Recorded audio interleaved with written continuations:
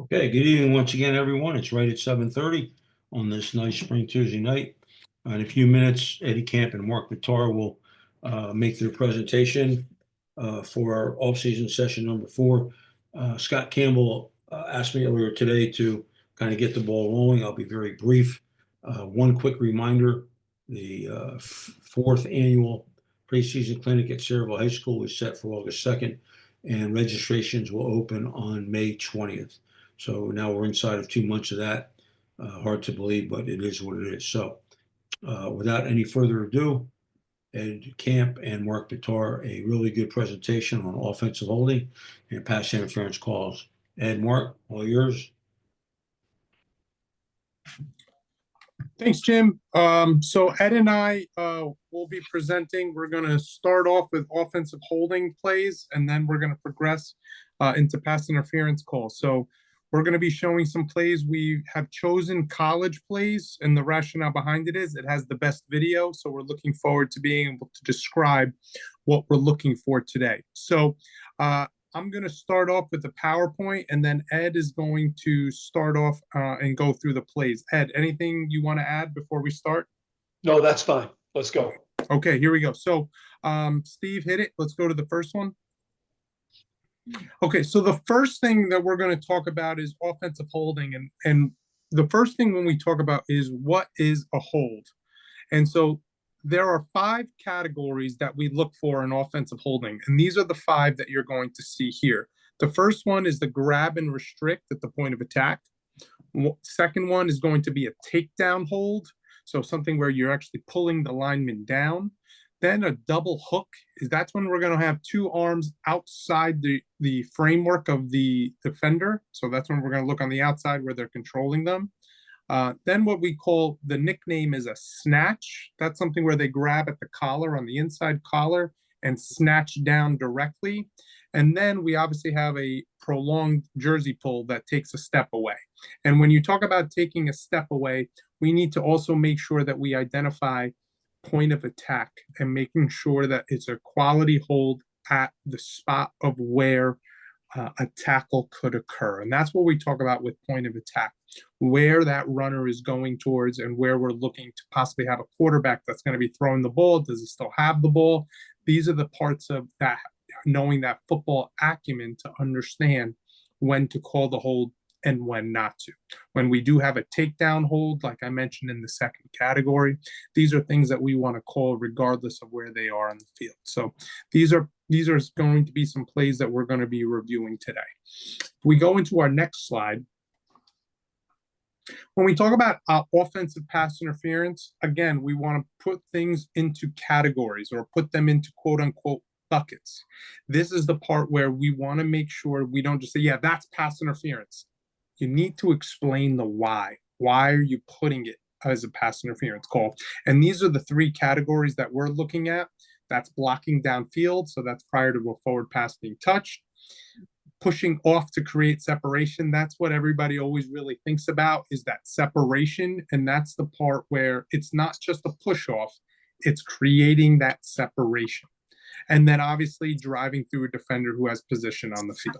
So these are the parts that we're going to be going over for offensive pass interference to try to fit one of those plays that we have into one of these types of buckets.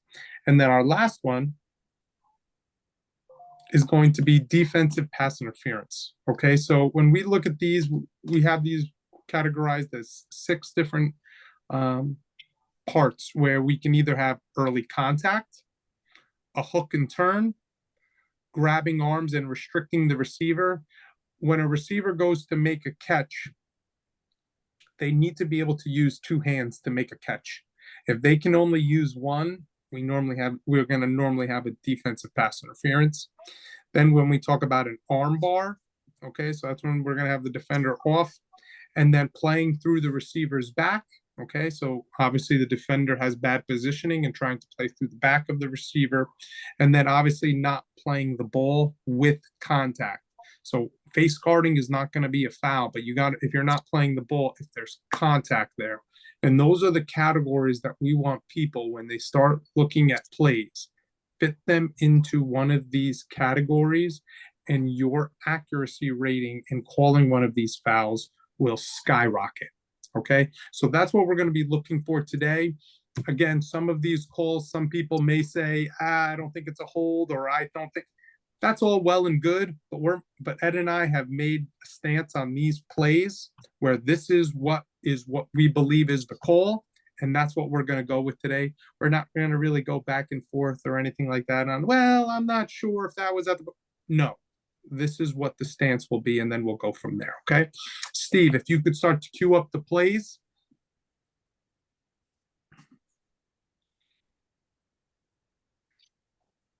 Ed, anything you want to add on those? No, it just, if we use all three of the fouls and we use the categories, we're going to create a triangle of consistency. In other words, if we say to the coach, one of those categories occurred on the field, and then the coach calls you, Mark, or calls a local assigner and says, why do we call that play like that? If we wear them out with using the same vocabulary over and over again, it just reinforces that we're being consistent, which is what they really want, Exactly right. So we're going to go through our first one. We're going to be looking at number 67 on this play. So, Steve.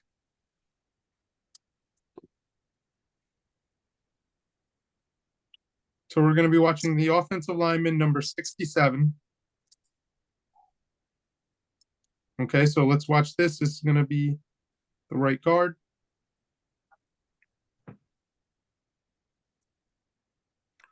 Actually, it's 76, Mark, 76 on that 76. play. Okay. Yeah, he's involved in a double team. He's the right tackle in a heavy package. If you notice, outside that right tackle is another 50 to 79. Okay, but none of that matters. What we have here is really no restriction on the play. It's a double team. That's in the philosophy book. We're going to look off double teams, and we probably won't have a hold. We won't have a hold unless it's a takedown, and we don't have one here. It's just not a good. It's at the point of attack, but there's no real restriction. If you look at the defense, he's kind of happy to be where he is and can break off whatever that block is, which is a legal block, legal L. And again, with these types of plays, we want to make sure we get a good quality hold. Okay, if we go to our next play.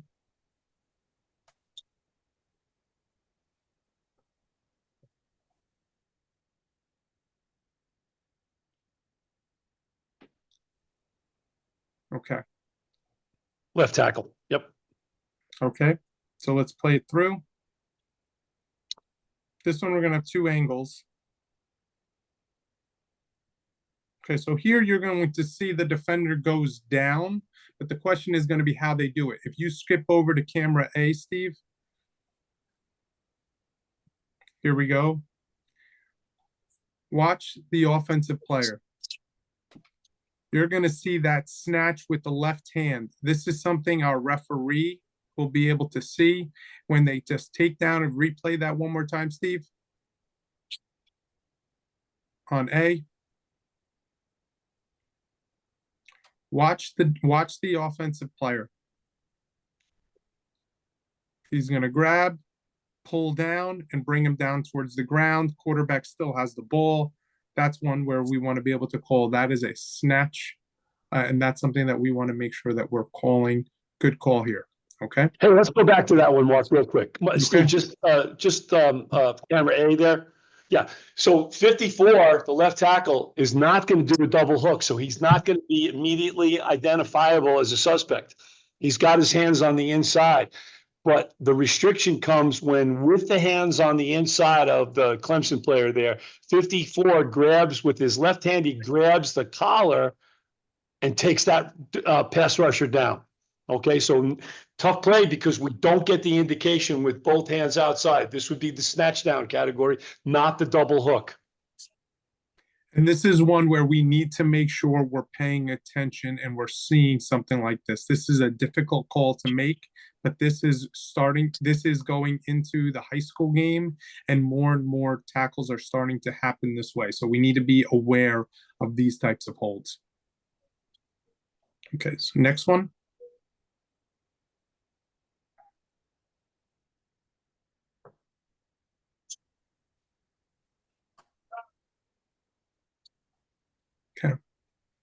So we're gonna look at the program feed here, press play here.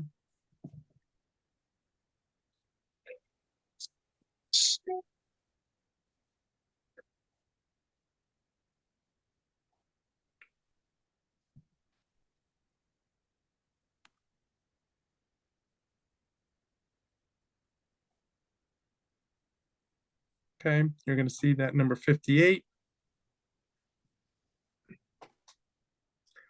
And when we look at this, you're going to see that the offensive tackle here is going to be outside the framework if we replay that.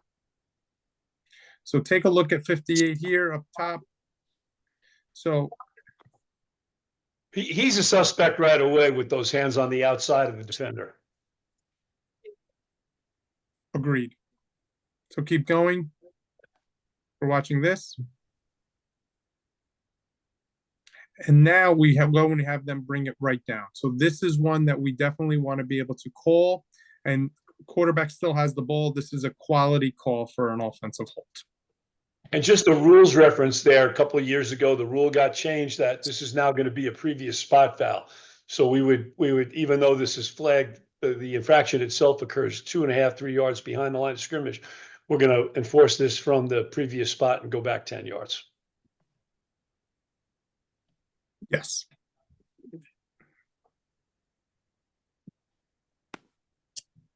Okay, we'll go to the next one.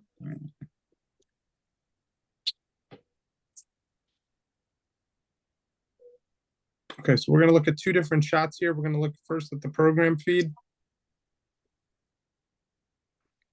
This is a tough one because it's the back 89 who goes in somewhat a little bit of emotion here, but he is at the point of attack. And while he may not be the original responsibility of the referee, it opens up right here to the referee. Although I think we have the line of scrimmage official at the bottom of the screen, the line judge, he's also on this, I think. But it's certainly a grab and restrict at the point of attack.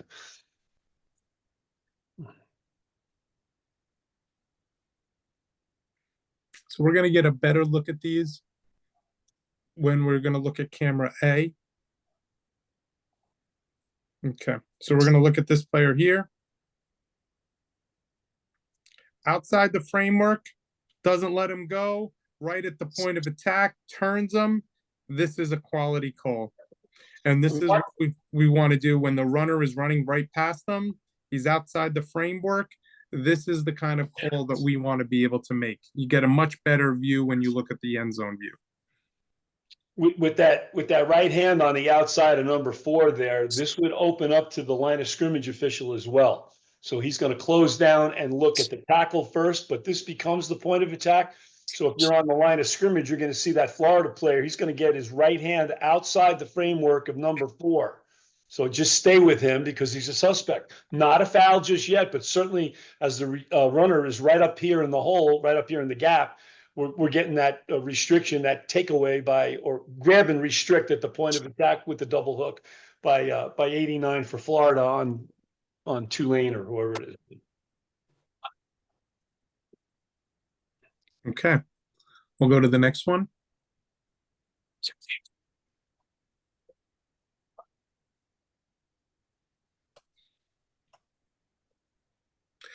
So this is a kick play. These are always fun. These are difficult to work. So we're going to watch 86. It's around the 20-yard line where the Albertson locate. Well, there it is right there. Okay. That was picked up by the referee from the middle position in our, our deep three. Deep three are going to be head linesman, line judge, and referee. And he's looking right up there at the line of scrimmage official at the top on the goal line. He's got a lot of traffic there, a lot of collisions there, and he's going to make his way to the outside. But first, we need to see where the runner's going. Runner's making an indication he's going the other way, but there's 86 right there at the 20-yard line. Play that through. And he's going to turn him, bring him right down to the ground. Good call for a hold.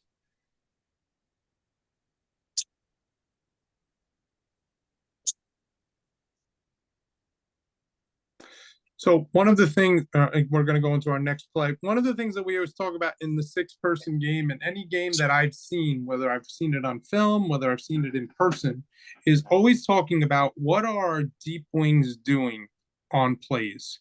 One of the things we always talk about is make sure as a deep wing you're getting involved. If there is a run play, you need to be working just as hard as our line of scrimmage, our umpire and referee positions. So we're going to have some examples of that on this play.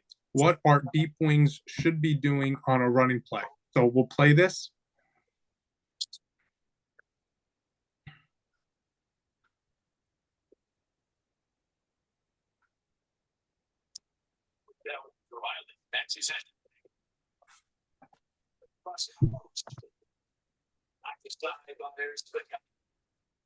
They're tired.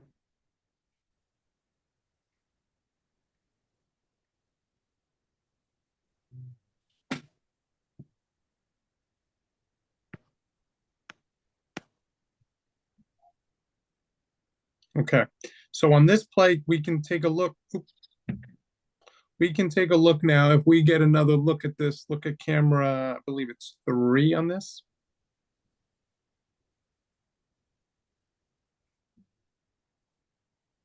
Okay. This is one where we're going to want our deep wing to get. Let's look, identify what's going to happen here. This is going to be a call. Hold on. We're going to have a shot here that's going to show it. Grabs defender shoulder. So let's watch this player here. Well, the deep wing would have eyes on this right at the outset. And this is one where if they're watching this, they will be able to see right at the point of attack, and we're going to turn that defender. This is something our deep wings need to get and not just watch the play and look for a ball. We need our deep wings working hard here. You're going to see the grab here as the player's catching the ball here. You're going to see a grab at the shoulder, plus play. You're going to see even the jersey coming off the shoulder pad. Let's make sure we're getting these types of calls. Okay, we'll go to the next one.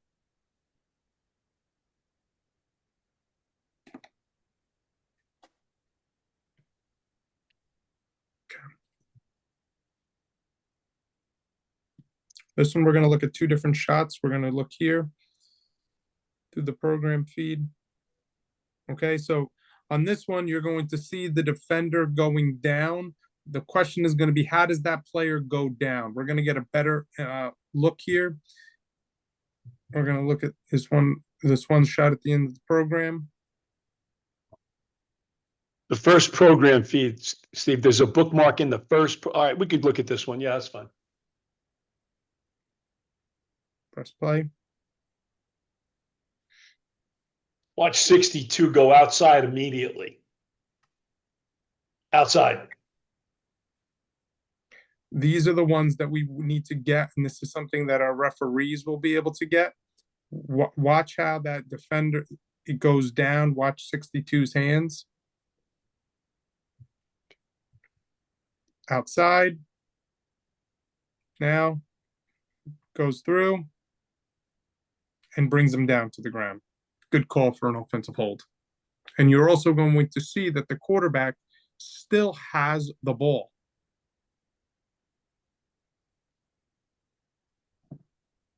Okay. Go to the next one.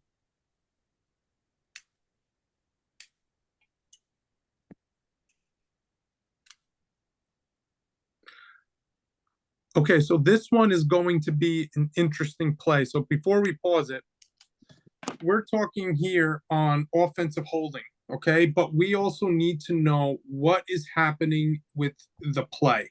So 4th and 7, okay? So in our game, we're going to go and we're going to be stopping we're going to stop the clock no matter what on this play, because we're going to have a first down either for the defense or we're going to have a first down for the offense. So we need to be smart on these types of plays. So 4th and 7, we're going to be looking here at the guard. So we'll press play here on number 53. See?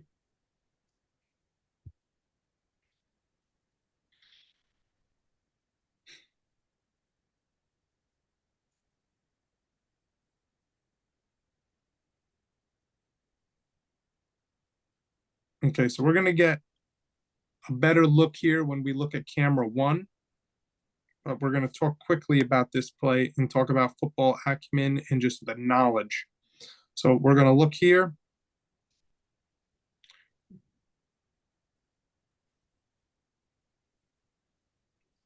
Again, 53. So watch this.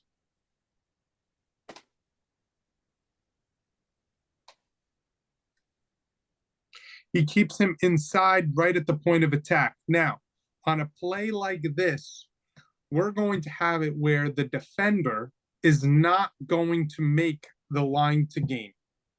So on this play, and we're not going to talk about whether he made the line to gain or not, it was ruled short of the line to gain. It's 4th down.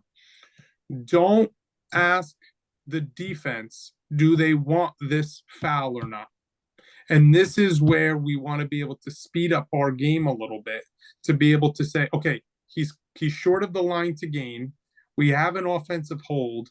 We are going to decline the offensive hold, 1st down for the defense. There's no reason to ask anybody anything because clearly the defense is going to want the ball. And this is a good play to know we're not just calling fouls. We're being a maestro of the game.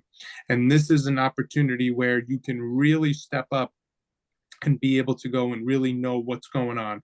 When you're short of the line to gain, you call the hold, 4th down, decline the foul, give the defense the ball, and let's rock and roll. And these are plays that we want to be able to kind of see and understand and process before the play even happens. Okay, so good play to learn from. This is going to help us with game flow and game management. This is where we can own this. We have nothing to do with the hold. We're just going to say, hey, look, we don't even need to ask them. Let's go. Decline. I got a question from Zach. Keep going, Mark and Steve. Okay, so we're going to go to the next play.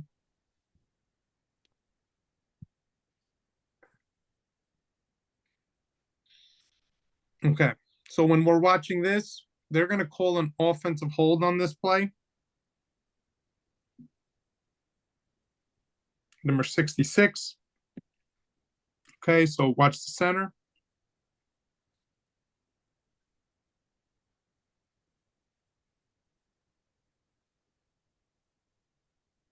So first look at it, I don't really see much. And now we're going to go over to A. Okay, now watch 66.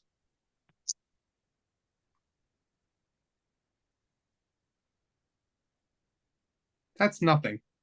We have number 16 that's pushing the offensive lineman, We're having a little bit of hand fighting there. This is not the type of offensive hold that we want called. I don't even know if it is a hold. And this is one where we want to make sure that we're getting good quality calls, because you can see the defender is in the chest of the offensive player. I don't see any restriction by the offensive player, and you can even see the complaint by that player. If anything, the defense initiated the whole piece. Again, see the whole play and be able to not be able to call something like this, because this is not a quality hold that we would want to have. Narasim Cope asked this jersey tug. Again, Mark prefaced this. This is for everybody, not just the question in the chat room. If while I'm talking, you could run that back. There you go. Thanks. 16 takes that outside rush. That's on him. Now, what we have is we've got, if you think about it, 66 hands are within the framework. Okay. Now watch the quarterback go. Go ahead. Mm-hmm. Nothing there. This is equal feet. Okay. The red player here is not beat. And now the quarterback's outside. And if we got that grab, we just need to take a breath right there as the referee and realize that the quarterback is outside and away. Hey, real important. You're on this call to learn something. Time and distance matters. Okay, so if you have a little jersey tug there, and remember in the PowerPoint, Mark's PowerPoint said prolonged jersey tug. When you have that hand fighting on the line of scrimmage, there's going to be some grabbing of a jersey. You have to realize that. But here, the first thing that happens is the red player 16 takes an outside rush. So the 66 is letting him go that way. Now the quarterback's quick enough to get to the outside. And if we have any type of process where that tug becomes prolonged or takes the guy down, the quarterback's outside.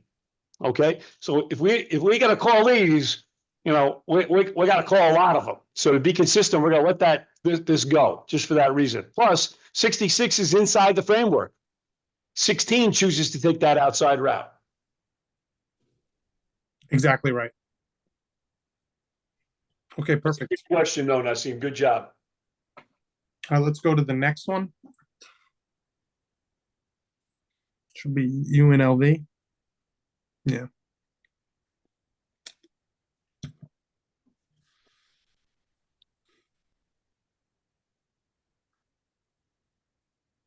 Okay, so we've tried to use some kick plays here. Camp was able to find a few of these. So we're going to look at number 89 on the bottom of the screen. All right, here we go.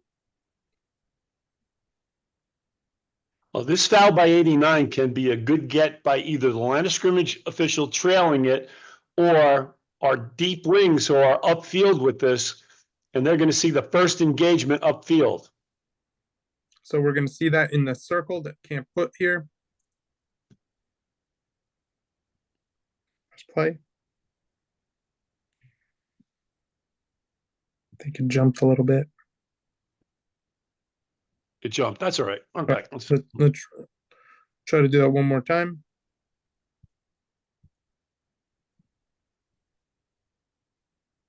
Okay, let's take a look here. So watch that hand.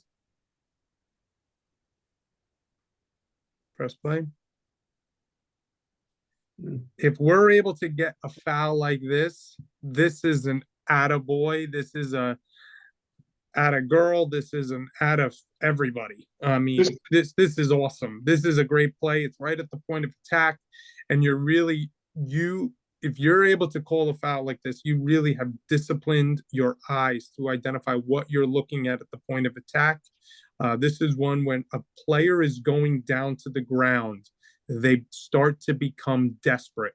One of the things when they're going to the ground is you want to start to look at their legs and start to look at their hands as they're going down. This is one where you might have a leg whip. This is one where we may have somebody being pulled to the ground.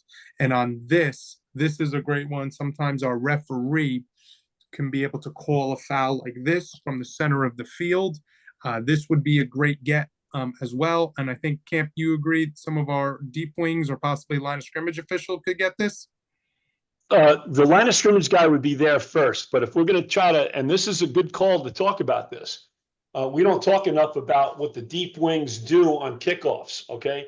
A lot of this action occurs at the 15-yard line, but it opens up to the line of scrimmage official, and disciplined by the line of scrimmage guy trailing the play, and of course, good focus by the deep wing. I had a question in the chat box from Howard. Yeah, the short wing got this. Okay. Let me just preface this. I'm going to suggest to the mechanics committee in a couple of weeks that we judge our depth on the line with the line of scrimmage officials on kickoffs. I saw this last year when I was working. Some kickers don't kick it that deep, and we end up being 25, 30 yards away from a play like this. This occurs at the 15-yard line, but if we get a short kick, not a planned short kick, I would like to see our line of scrimmage officials start when the kickers don't have that strong foot and indicate to us that they're not going to kick it that deep. Leave the referee on the goal line, and we'll come up. But that's for a mechanics meeting, with the mechanics committee down the road. I'm just throwing that in there so those guys can get a heads up on that, and for the rest of us to know that. I'm trying to be the voice there that we probably need to move them up. Thanks, Ed. Yep. Okay, so we're going to go to our next one.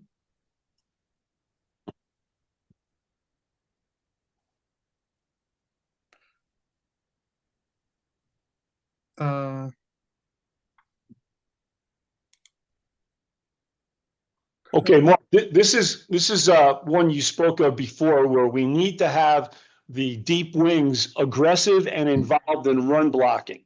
Okay. Mhm. What happens here is, and you know, we've talked about this enough. Right here, this is a double formation. Okay, we have two receivers at the top, two receivers at the bottom. The widest receiver right now prior to the snap is going to come to the inside and go past that Cal number 5 there where I have the arrow. Okay, so what's going to happen is the widest man at the snap is going to become number 5, who I have the arrow on here. So the deep wing there at the 20-yard line, he's got to be peering in and make an adjustment here. Again, he might be sharing this with the line of scrimmage official, but if we run it, we're going to see that at the snap, number 5 in Cal right there is the widest guy. Mark mentioned it before. I'll change the vocabulary. We need the deep guys to be aggressive on running plays. Watch what this guy does. And this is not a gray area foul. Okay, and we have another look there, Steve, right at the beginning of camera A. There you go. So I Right there. get the look. The cameraman is right over the shoulder of our field judge there. Okay, watch this. So the field judge stays with his initial key here. There he is.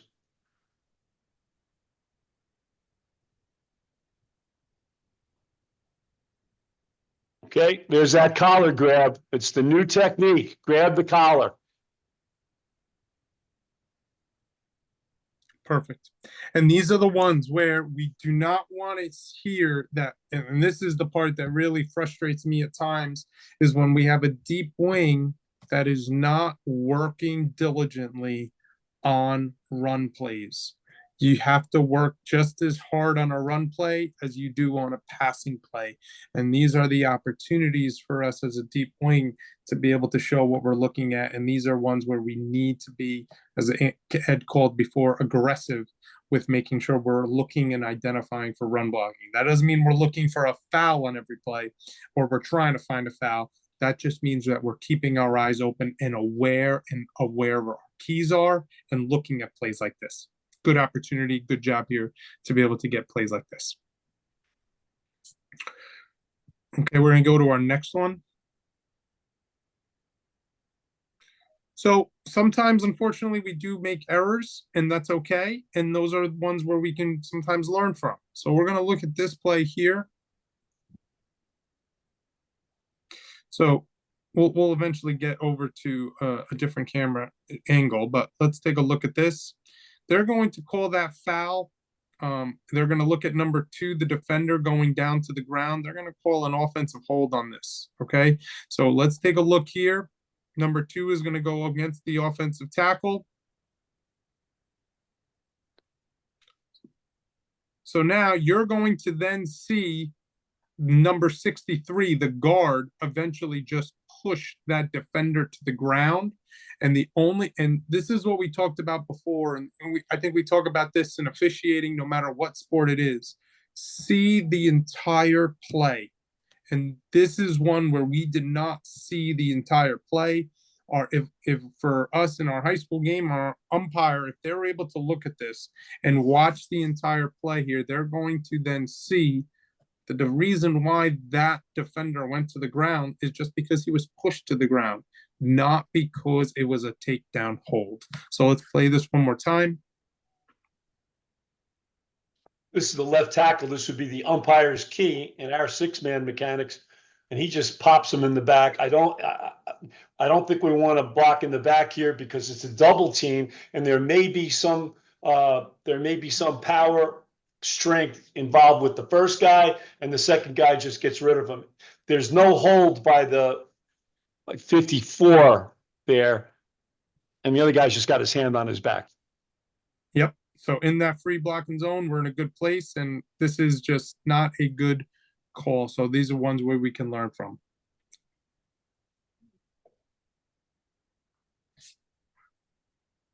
Okay, we'll get into the next one.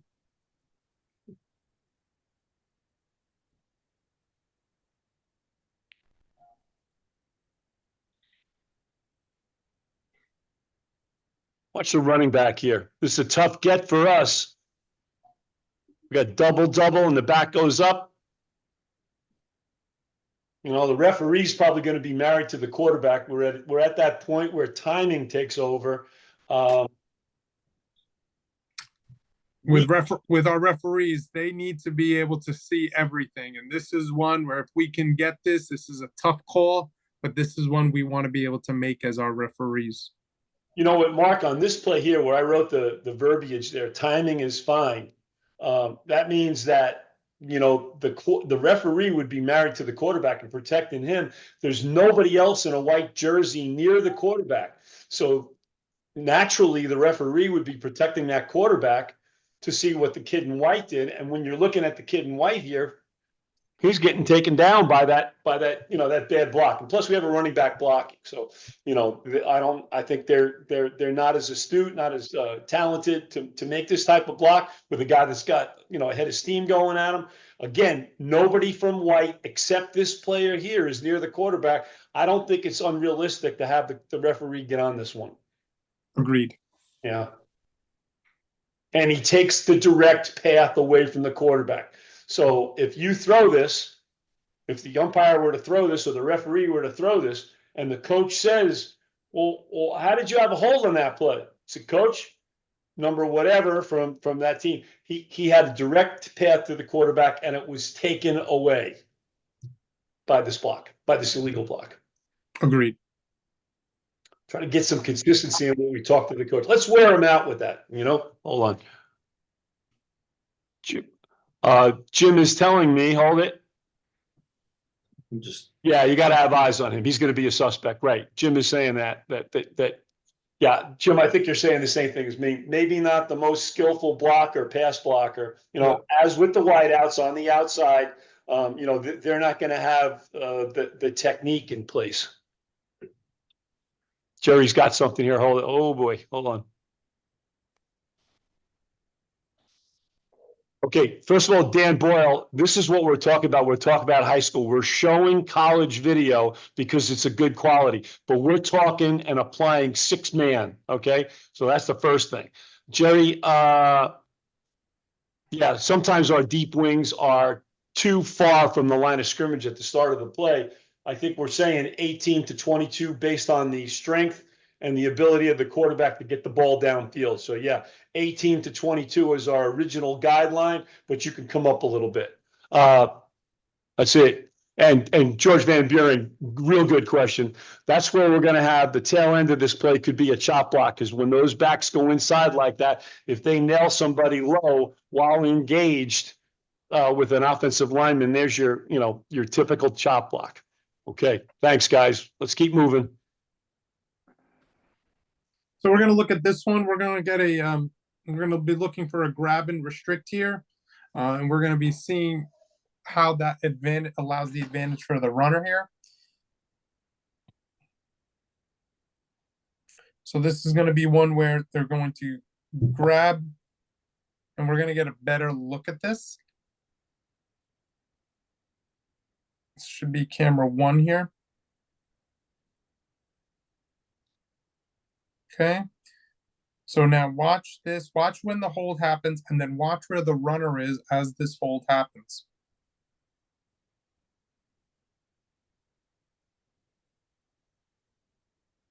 Right. Distance. So this is one right at the point of attack. He goes in, grabs, and restricts him from trying to make that tackle. Just play that one more time.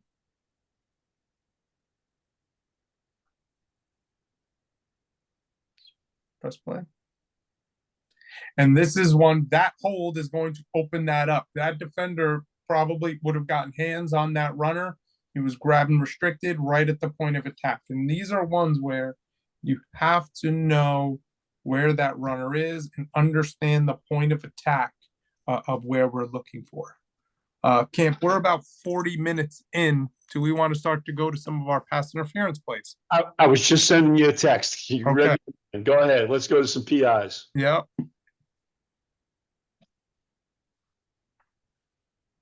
Hey, Mark, while Steve's changing over here, I think it would be a good idea that maybe we send these videos, because you can share these videos via email. Yep. Why don't we send them to each Yep. respective chapter, and you can look at these further, or, you know, for the people that aren't on, which is, there's a lot of them, there's a lot of people that are on, and I applaud you for that. We'll get them out to the guys and give them something, you know, give them something strong and, you know, meaty for their meetings. They can show Yes. this. And I think it's pretty, you know, just make sure you tell them we're using college video because of the quality. This platform is really good. And of course, I was able to put that blueprint in there, but you can't do anything other than that. So we can get both Mark's PowerPoint and he's got a script on this as well from Google Docs. So between the three of them, we get this out. We're gonna strengthen our guys. I agree. Okay, good. We'll So get that on with Stony Brook. Here we go. All right, Camp, you start narrating these. You ready? Okay, so we're gonna look at, it's the tight end on the left side here, okay? And, let's remember our categories for DPI here. And there's one that, you know, there's another, category we could talk about that's not DPI, and it's called a feet tangle, okay? Let's take a look at 86 going into the end zone. DPI is called here, and I didn't grade this game, but I'm grading right now. I'm telling you, it's an incorrect call. This is only a feet tangle. So we want to make sure that the player in red is looking back, and he is looking back. All right, now that's the back judge. We don't have a back judge, but still, if we look at this from the field judge, side judge point of view, or even from the line of scrimmage, this is the tight end coming out. What we have here is we have the defender looking back, and we have the offensive player looking back. Two looking backs, feet tangle, nothing. We have the tight end looking back to catch the ball, and the defender not playing the ball with this contact. We now have our antenna up, and now we would have a foul. Okay? Yeah, because if we have feet tangled and that defender is not looking back at the ball and just looking at the receiver, that's where we would be able to have, that would be a foul. But if you look here, just like Camp says, both are looking at the ball, then their feet get tangled. This is nothing. If the defender is not looking at the ball and their feet get tangled, that's where we could have a DPI. And I'll just throw this in here because I've seen this play 100 times. Stop it right, leave it right there, Steve. Look, I know an inadvertent whistle is a nightmare. You want to just reach in your pocket and get your car keys and leave that night. I get that. But if you focus and concentrate, live or dead ball, this in case is a live ball, I don't think there's a need for any official to put their whistle in their pocket, then have to go into this. It's just a bad look. Okay, and he does make a good quality preliminary signal in the end zone, but I'm reading the chat room. I apologize. So I don't think there's a need to have the whistle outside. If you don't want to have the whistle in your hand, you know, let it drop. But that kind of pause there in him going into his pocket doesn't help us out here in the look that we see. Okay, I'm going to answer this guy. Great. All right, here we go. We're going to go to the next play.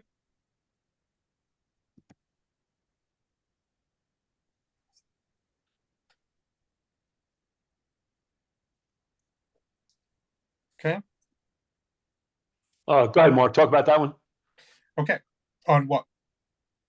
All right, so we're going to look here. We're going to show the ball in the air, and then we're going to identify the good tandem work by the line of scrimmage official and the deep wing on this play. Okay, we'll press play, please.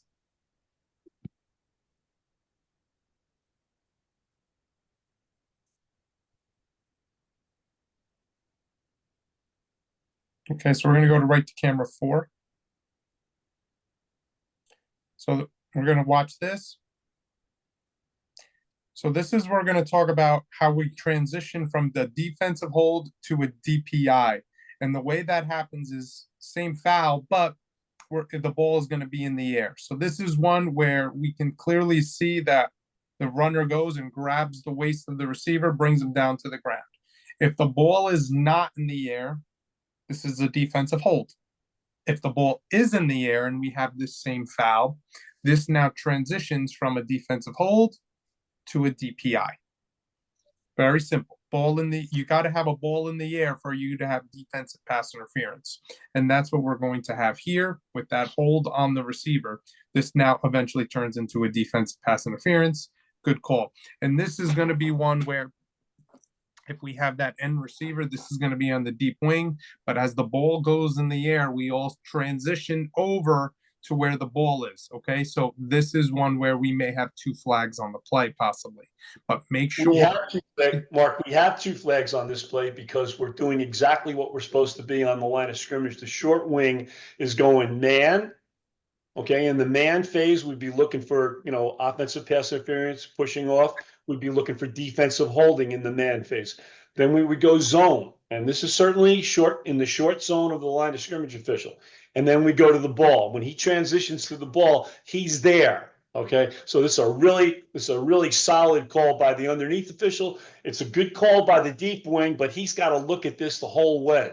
So it's the short wing would have most likely an underneath path, an underneath receiver here, but he transitions out here quickly and helps us out. So many times we don't get a flag for this, or we don't get a flag for DPI on this because the deep wing is not paying attention to when the ball gets loose, gets airborne. Real good, real good. Okay, Jim. Yes. Go ahead. What were you saying? No, I'm sorry. I was sneezing. Sorry. You guys are great. Okay. All right. All right, here we go. We'll go to the next play.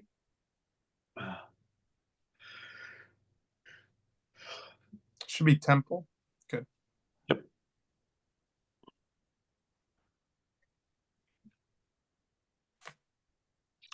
Okay, so we're going to look at the wide receiver number 17. I will tell you this. This is a difficult play, but this is one where if we can get this, this is a high quality call. Okay, so you're going to see the offensive player is going to catch this ball, and we're going to watch 17 go in and try to block downfield.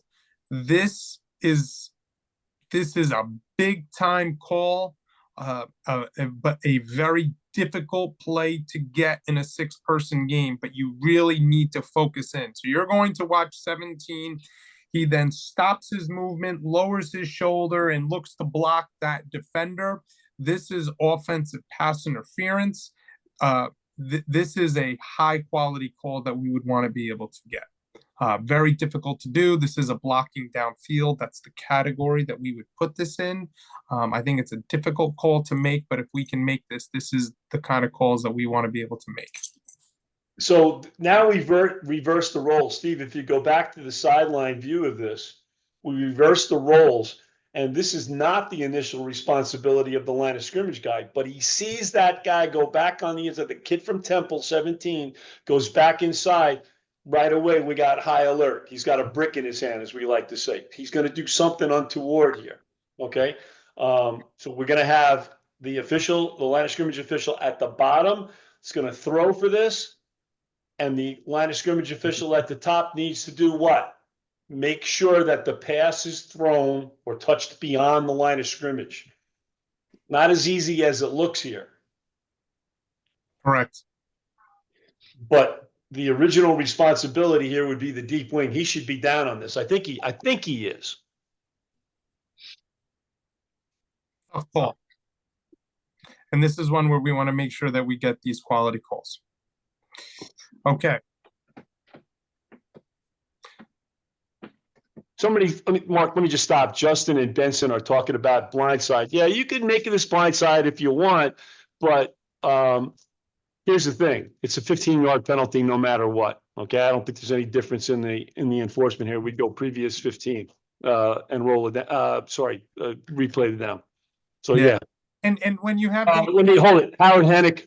I don't know why he's Howard. I think you're a referee still. What is the deep responsibility here? I just said, Howard, that the deep wing should pick this up. Okay, that's his initial responsibility. We got lucky on this play in that we had an aggressive line of scrimmage official who opened up his panoramic view to get this. But the deep wing should be on this all day long. He got lucky that his short wing grabbed this. All right, go ahead, Mark. Navy. Okay. Navy? Yeah. Okay, so we'll press play on it.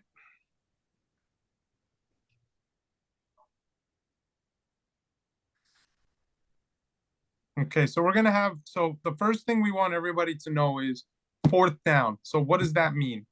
We're going to stop the clock no matter what on these plays. We should be saying that on the 0-2-0. Okay, so now you're going to see that back here. So if we just play that one more time back. I'm sorry, Steve. Let's just go back here. You're going to see, you're going to watch this back. He's going to look to go out in the outfield, back go to deep, and you're going to see the linebacker go in and grab outside, and you're just going to see a takedown hold here, okay? So we don't even need to, on this one, look at DPI or anything like that. This is a defensive hold, okay? So, but the question is going to be, oh, wait, can we have pass interference? Is it behind the line of scrimmage? The defensive hold is a defensive hold on this. The ball is not in the air. And if this happens behind the line of scrimmage, it's still going to be a defensive hold. This is one where if we can get our line of scrimmage officials to be able to see this as it's coming your way, and when you're holding the line of scrimmage, you're able to go and look at that back also while absorbing that quarterback coming towards you. So you're going to be not only ruling on whether or not it's going to be an illegal forward pass on the quarterback, you're also going to be looking at a running back. This is where we need to be able to go and stay focused on plays like this, okay? Hey, Yeah. Mark and Steve, run this back from the beginning. Let's look at the ribbon. That's the writing at the bottom there before when they removed the flag logo there. Okay, what do you got? You got 4th and 1, so the line of scrimmage officials are moving where? They're moving to the line to gain here, okay? Because that's the target of the offense. Now, the next thing, Jim Kapora, pay attention to this one. What's the enforcement on this play, guys? I want you to all process this. We have defensive holding. Run it. I think, Jim, you've seen a play similar to this in the NCAA. We have a defensive hold, and because of the defensive hold, the quarterback's forced to run. We have a running play. And what would you do with the defensive hold? I'll answer that question. We're going to tack 10 yards on this one, okay? Because it's a foul during a running play. Right. And the guy gained yardage, right? So if he would have gotten sacked, then we go previous spot. There you go, Jim. Because he gained 2 yards, we go 2 + 10 for 12-yard net gain. Everybody got that? Okay. Don't be fooled because we're calling defensive holding on a receiver. We need to have a pass play to have another type of enforcement on the play. Here we have a running play. We're going to tack this baby on. Okay. Okay, we'll go to the next play.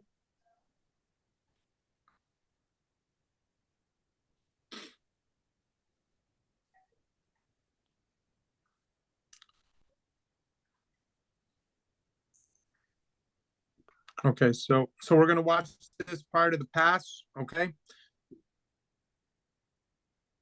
So when looking at this call, we're going to be able to see, well, let's try to run that back one more time, Steve.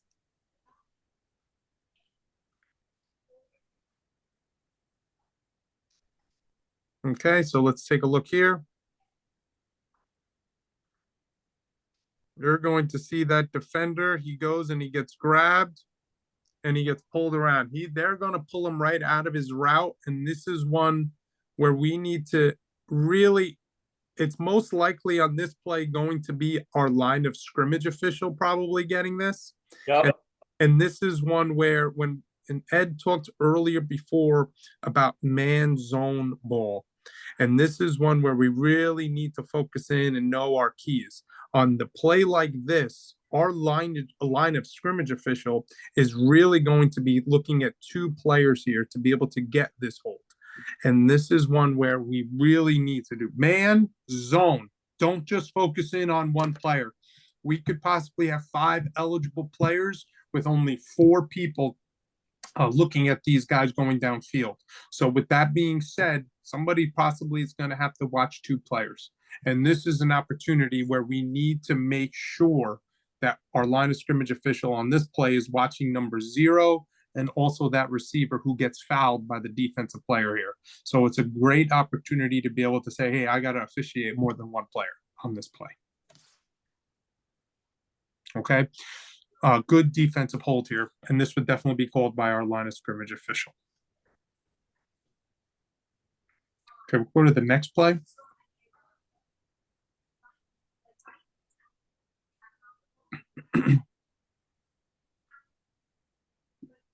Okay. All right, so let's watch this, the third receiver in.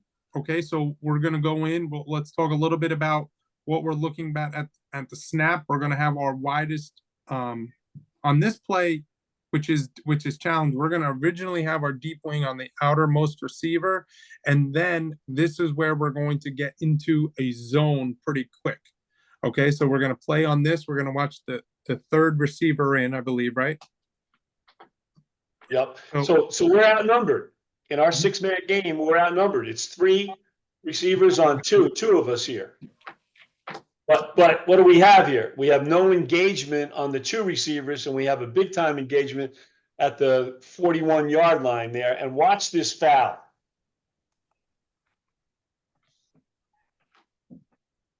Okay, so we're going to see this receiver coming in, coming down, and grabbed. This is one that, in order to be able to get our line of scrimmage official, is going to be calling this from possibly 40 yards away. And this is going to be a difficult call, but one that must be made in our game with a 6-person game. Now, could it be a line of scrimmage official possibly seeing this, possibly from the other side of the field, maybe? And this is going to be this is kind of that one spot of the field in here where we may be able to get it from the line of scrimmage official here or the line of scrimmage official from the bottom. However, it's one where you really need to think about who's going to watch in on that, because one of the things that we've always talked about is, and I know Ed has preached this, don't officiate air. Okay, we need to make sure that people are watching this. And so this could be an opportunity where even though that receiver came from the bottom of the screen, our line of scrimmage official from the top or a line of scrimmage official from the bottom. And this could be an opportunity based off of where it is in the center of the field. We might have 2 flags on this. Yeah, we want to say to the deep wing here and the line of scrimmage guy, go find work. With 2 guys standing there at the 40-yard line with nobody near them, go find work. Go look for the threat. And the threat began back upfield when the player from Wake Forest there in gold, or maybe that's Cal, it doesn't matter. The defender, he's got a beat on this player, and we have 2 guys running. There you go. Thank you. Right there. Right there. We got 2 guys at the bottom of the screen running in space. Don't need it. Go find work. There's your work. And by the way, I'm making a point to this because this is egregious. Okay, we got to get this. If an offensive coach sent this to me, I'd have to say nothing but I'm sorry. We missed it. And by the way, these are all plays that do happen in our high school game. This is, with their spread offenses now, this is what's happening now. Okay, so we need to be prepared for these. All right, so we'll try to go to the next play.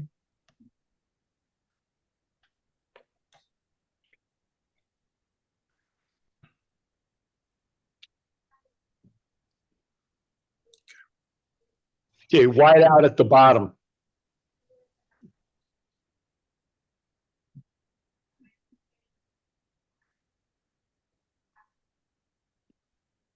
What is it going to be, camera 9?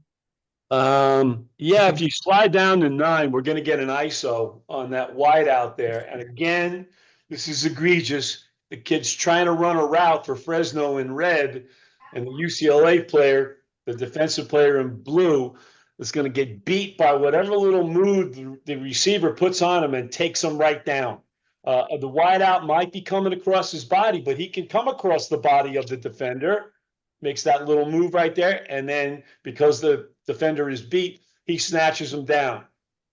Now we get a pass play on this, and it's probably a significant gain. I don't have the ribbon available, but you'll see another one here. We're going to decline this one. Okay, and you'll see just another angle that Camp was talking about here on this one as well.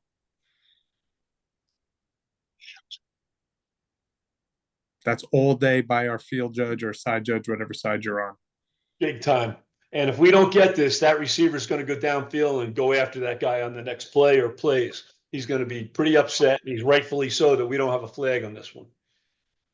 So we're going to just based off of time, to just try to keep these in an hour, we're gonna do one more play.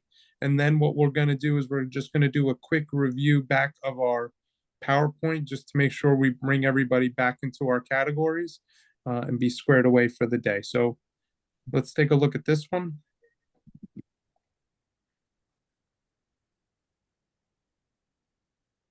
Okay, so we're gonna see what's happening here. The defender is gonna be clearly beat.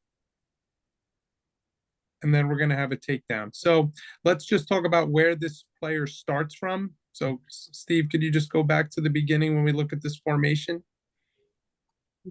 Okay, it's going to be our outside receiver. So this is going to be standalone by our field judge or side judge, whatever side that person's on. So I think in this case, it'll be our side judge. This is going to be one where you're going to be alone on this foul because you're going to be the only one looking in, because as Ed talked about before, we're in a double formation. Our line of scrimmage officials, one's going to be they're both going to be on the second receivers. The other one's going to be identifying what that running back is going to do and where they're declaring. So this is one where we're only going to have one flag most likely on a play like this. But you got to make sure you're accurate on a play like this. Just play it one more time, Steve. The deep wing goes a little too fast on this, and his preliminary is pointing in the wrong direction.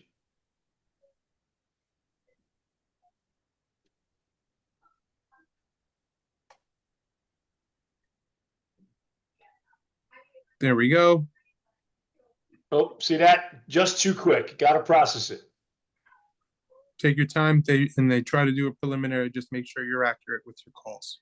So if we just go back to quickly, just to conclude today, because we don't want to keep everybody too long here, is we just want to talk a little bit about offensive holding.